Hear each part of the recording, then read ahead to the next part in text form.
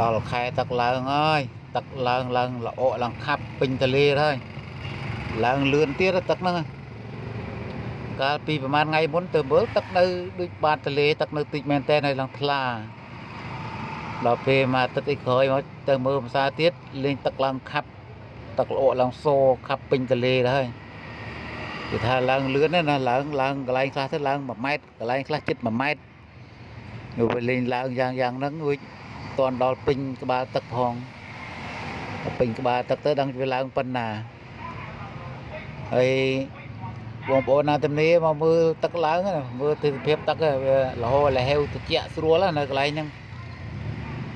នៅខាងជ្រោយយ៉ាវ៉ាហើយចាំមើលទៅវាឡើងខ្លាំងទៅដល់ផ្សាយវាលប៉ុណ្ណាទេណា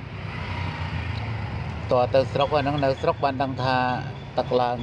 ផ្សាយវាលដល់ពេលនៅពេញ